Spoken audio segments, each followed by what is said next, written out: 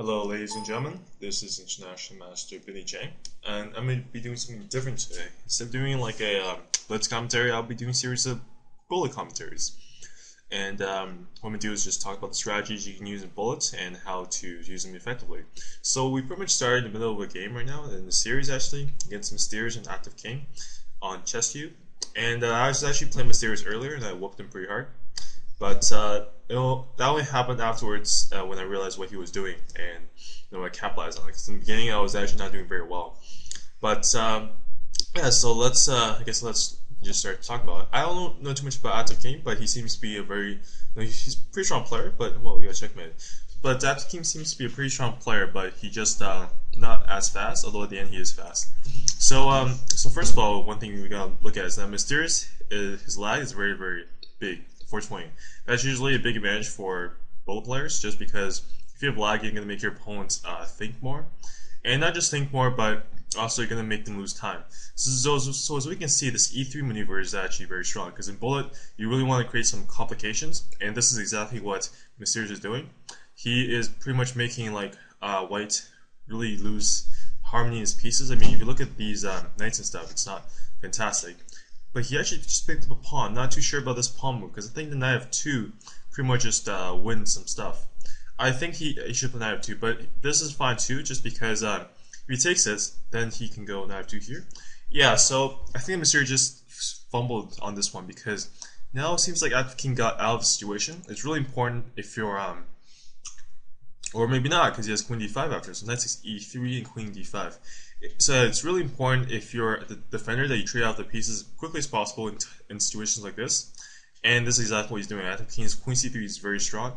It forces the trade out pieces. And now that black loses his initiative, it's really hard for Mysterious to really continue going with this. Because I think that black is still down a pawn, although he still has some initiative for this pawn c2.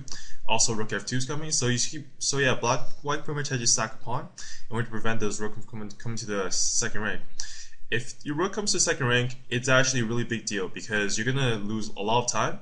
And not just that, but it's really really annoying for the defending side to do that, because the rook in second rank can do so much stuff. It can check you and make you lose a lot of time. And yeah, so Active King's playing a very good defensive game here. Even though material is equal, if you saw his position, maybe 20 moves ago, it was really really bad. So he was pretty much lost at that point, but he somehow got out of the way.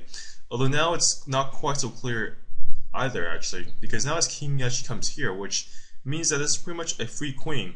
And really, Active King's only hope is to make Mysterious lose a lot of time. But with this lag, Mysterious is actually a pretty fast player. 2785 is pretty good on Chesscube. He was actually a bit higher before, but I brought him down.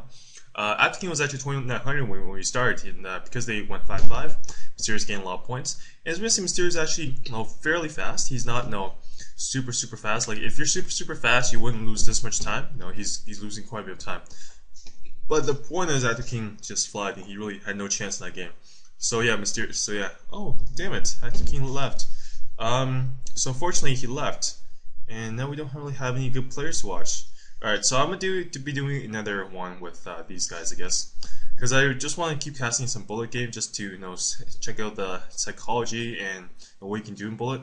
So in this position here, let's see what's going on here. Yeah, so you got the rook on 7th rank, plus you're up a piece, and you're up 2 pieces, and yeah, that was just a terrible game. I guess I got in too late, because I guess I didn't see what was going on. So I don't really know too much about these two players, Meropotamus and On.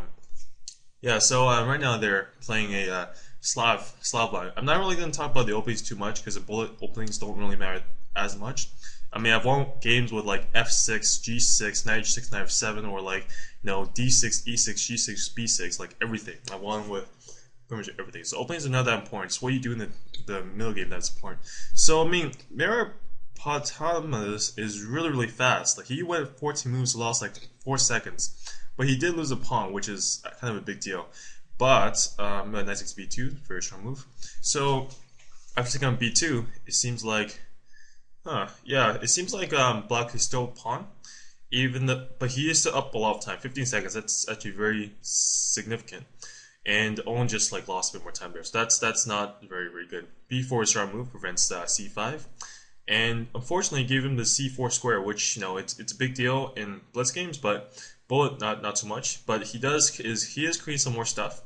What White's trying to do is okay, I'm just gonna call this guy Mero, and this guy's all. So what Mero's trying to do is he's trying to create some more like complications here because he knows that he's up on time, and he can actually take this pawn actually. And he knows he's up on time. He just has to survive and play okay for the next little while. He can take this knight actually. This knight's such a game. If there's any other games, no, it's no other games going on. So that was unfortunate. I really want to watch more attacking games, but I don't know what's going on here because it seems like he just. Oh boy, this is gonna be bad. This is gonna be really bad. So I think Queen G2 is forced, but Rook D61 or Rook D3. Yeah, I'm not sure about this move. 95. That's actually a very strong continuation by Black here. You got a lot of counterplay going on, but unfortunately, it actually hasn't worked. And Mero was actually down on time. I didn't know this coming. Like he was up so much time before. How did this happen?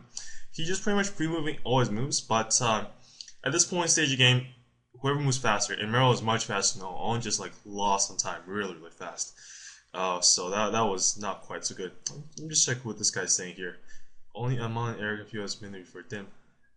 Yeah, I'm not 100 yet. How do I send a tell? I don't know how to send a tell in full screen mode. Yeah, I'm not 20. I'm 2096. It's fairly close because I was destroying Mysterious earlier, but yeah, it's not there yet. Fortunately, it's kind of gone. Let me see if I can find some bullet games too. What the heck is this? 25,000 qubits? I don't have 25,000 qubits. Yeah, I don't know what's going on here. I just want to like see who's playing who. I mean, are they playing each other? No, this is the same game. Okay, let's I mean, this is gonna be very unbalanced. I'm trying to find some more balanced games so that we can see like what to do and what not to do and stuff. I guess I'll look at. Oh, that's not good. All right, okay, I'll just look at from Mero's version. So we can see I'm just following Mero around, and pretty much what's going on here is I'm not too sure what's going on. Knight forward. Yeah, I don't really think Mero is very strong. I think he's a pretty weak player because he's playing with like really crappy openings all the time, and he's just trying to flag his opponent on time. That's really not how you want to play bullet. I mean, that's the idea of bullet. You want to like move fast, beat your opponent and stuff, but you really want to be on the board because if you can beat them on the board, they're going to be very much slower because they're going to be thinking, how do I not lose material? How do I get a better position?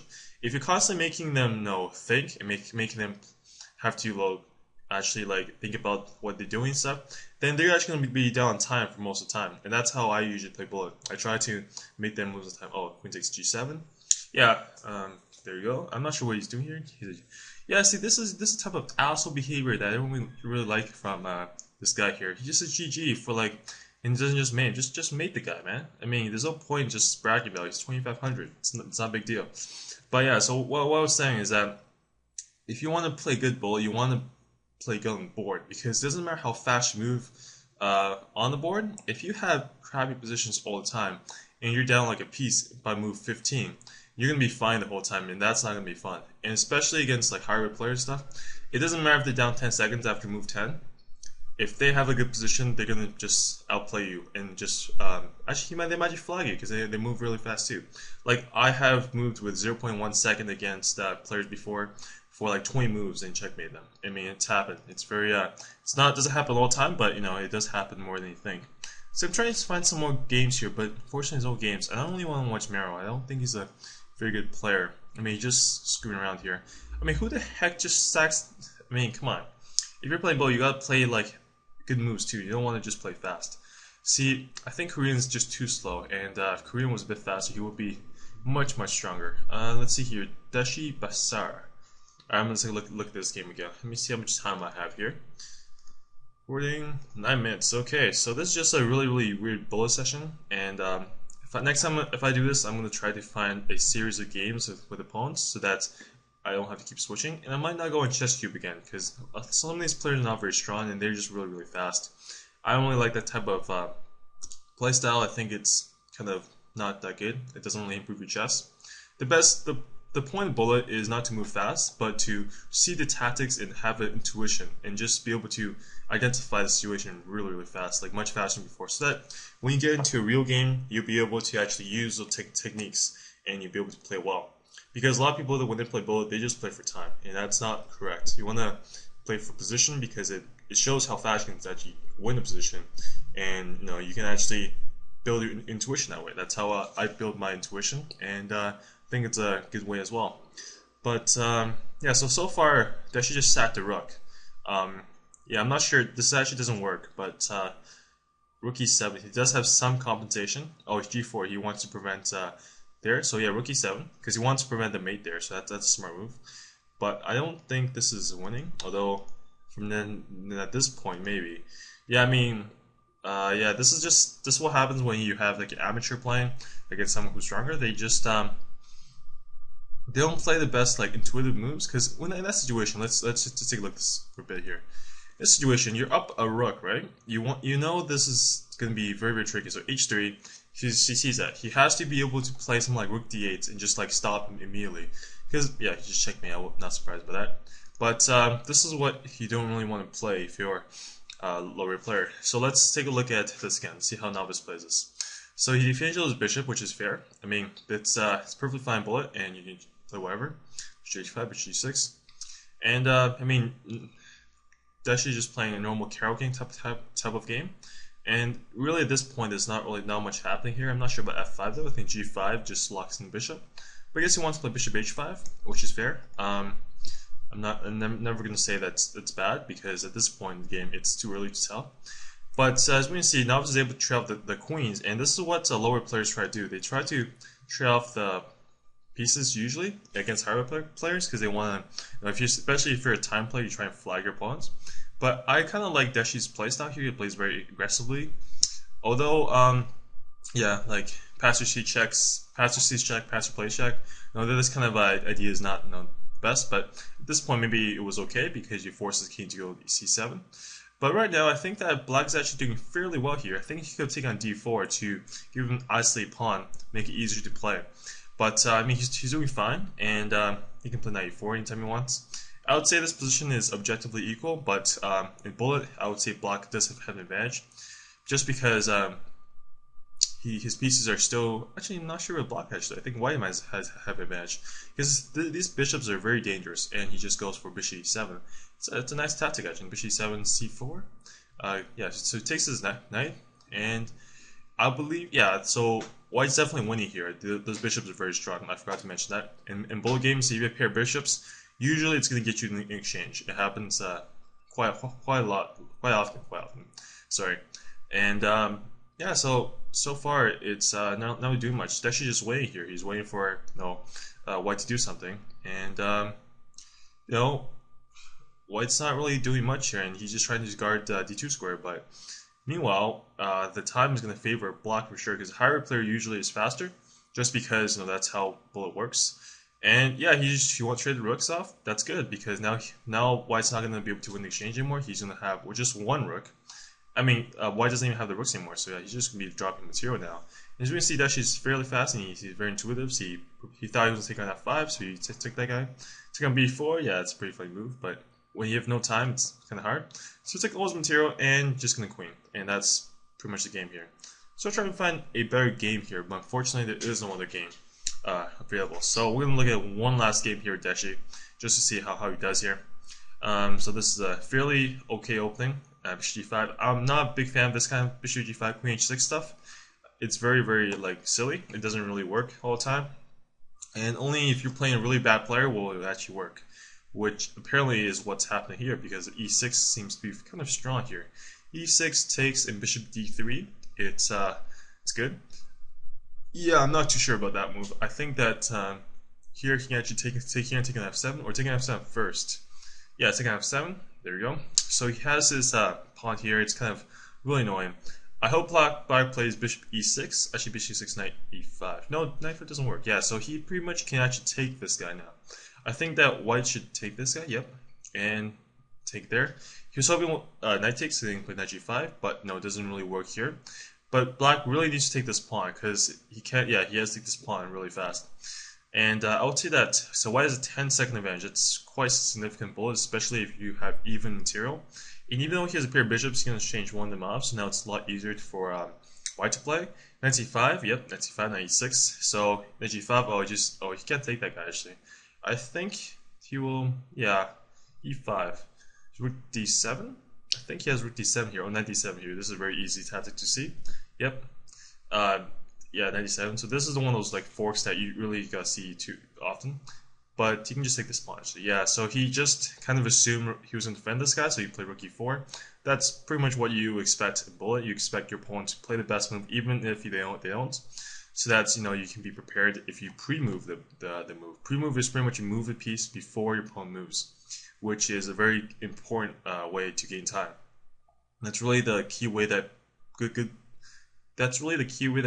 bullet players play, because if you don't use pre-move, you're gonna flag a lot. So as we can see, he's using pre-move for sure. Well, right now he's not really doing pre-move because he's still up time. Trying to figure out what to do here. b4, yep. King b3, c4, c5. He's just trying to want to gain some time here, and he's up like 8 seconds. So that's a good way to do it. He opens up the position. c5, rook a4. He knows that black's not gonna trade, and this point obviously doesn't really have much time left. So this game should be over, and yep, that game is over. Yeah. So no. Unfortunately, oh, what the heck? Okay, sorry guys, I'm gonna do one more game. I'm gonna do this 2000 rated thing. He's annoying specters. This is worth 2,000 cubits. That's a lot of cubits. I don't even think. Oh yeah, I have 10,000 cubits. So that's a lot of cubits here. Anyway, so this is a 10-second, 1 second increment game. It's a lot different than bullet because you have to actually move really fast. You can't really play for any strategy. I'm not as good as this kind of game as I am with 1-0, just because I actually flag a lot, and so we can see these players have to really not flag. So so far what's going on is I think all is up with exchange, and it's up some time too. And black doesn't really have an attack here. If he did, then this would be a much different game, but black doesn't really have an attack and just drop his queen. So he's probably gonna play on a bit more, but he might just flag. Yeah. So he's done, and I guess I'm done too then, because, well, yeah, I don't like cube players. They just like brag and stuff. They're terrible. Yeah, I don't really like them too much.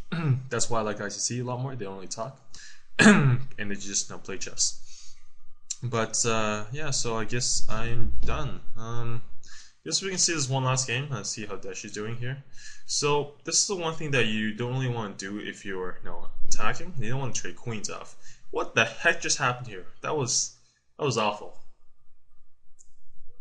Yeah. Okay. Yeah. Want to take back. Okay. So yeah. So that's game. Thank you very much for watching. I hope this wasn't too boring, and I will see you guys next time. Bye bye.